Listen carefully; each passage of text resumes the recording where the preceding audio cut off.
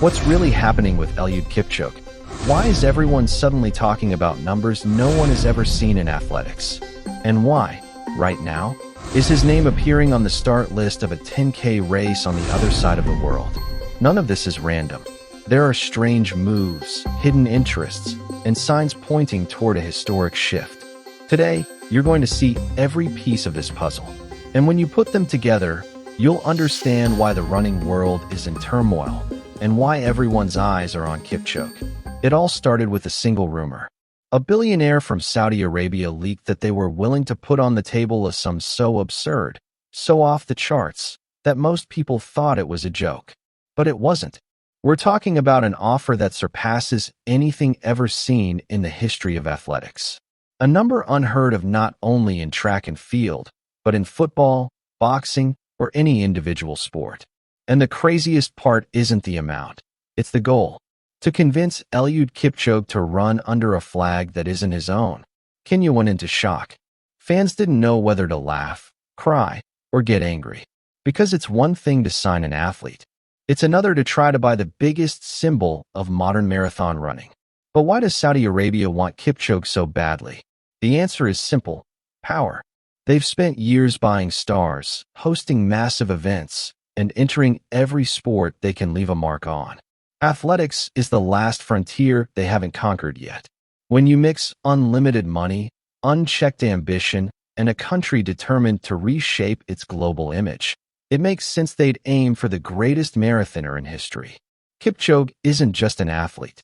He's a global brand, a symbol of discipline, a face that radiates trust and excellence everywhere he goes. For Saudi Arabia, having that face running under their flag would be the crown jewel of their entire sports strategy. They don't just want to host events. They want to buy history, buy legacy, buy the best. And here comes the question almost no one dares to ask. Why would Kipchoge even consider it?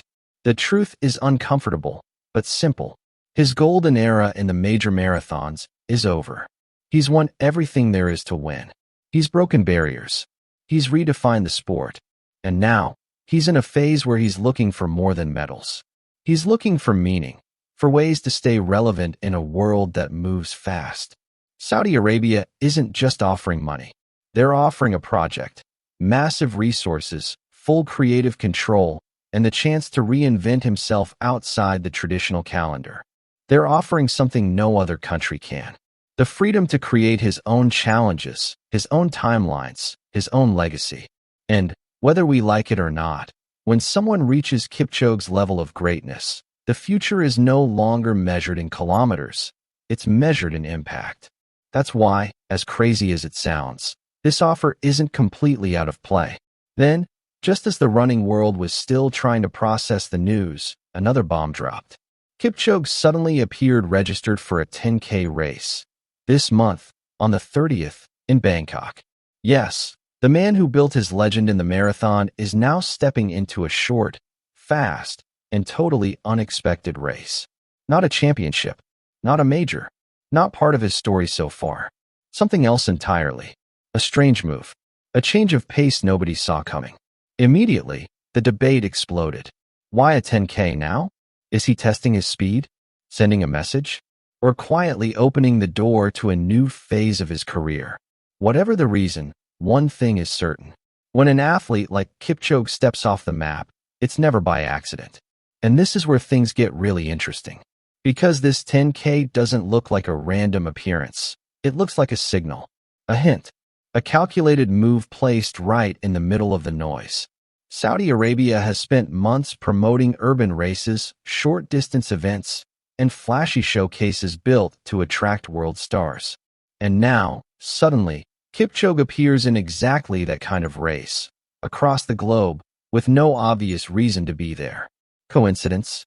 Or the first move in a much bigger plan? Some say he's testing his top-end speed. Others think he's gauging his fitness before announcing a new project. But many believe it's something else entirely, a rehearsal, a quiet test before making a massive leap. Because when negotiations of this scale happen, the real moves begin long before the contract is signed. And this 10K could be the first of them. But this isn't just about money. It's about legacy. The legacy of Eliud Kipchoge, The man who changed how the world understands the marathon. The man who turned suffering into philosophy and consistency into art. If he ever ran under a different flag, the impact would be seismic. Some would applaud, saying it's his life, his choice, his right. But many others would feel something break. Because Kipchoge isn't just an athlete. He's the pride of a nation, the inspiration of millions, the living proof that excellence can't be bought. It's built. That's why this rumor hurts. That's why it scares people. Because if he, the most untouchable of all, accepts such a deal, then the question becomes unavoidable. What's left of the romantic side of running? Where does the magic go? The idea of running for your flag, your people, your story. That's the part nobody wants to face. The part that makes this not just a headline, but a real threat to the soul of the sport. What's happening with Kipchoge isn't just a passing rumor. It's a sign that running is entering a new era. The marathon is no longer just about endurance, strategy, and tradition. Now, there are powers that want to shape it, buy it, and turn it into a global spectacle under their own rules. Saudi Arabia doesn't want to be left out. And if they're truly targeting the biggest icon of the marathon, it's because they want to change the game from the inside. Meanwhile, Kipchoge is preparing for a mysterious 10K in a distant country at a time that doesn't fit any pattern in his career. Everything's moving. Everything's changing. And what happens in the next few months could completely rewrite the future of athletics. We may be witnessing the end of one era or the beginning of something we don't yet understand. But one thing is clear. When Kipchoge moves, the entire running world braces for an earthquake. And now comes the most uncomfortable question of all. If you were Kipchoge, if someone offered you a life-changing sum and the chance to reinvent yourself in a new country with unlimited resources, would you say no? Think about it carefully, because that answer might say more about us than about him. What's clear is that this story isn't over. It's just beginning. And what happens next could change running forever. If you want to understand what's coming next in the world of marathons, click here and watch the video waiting for you.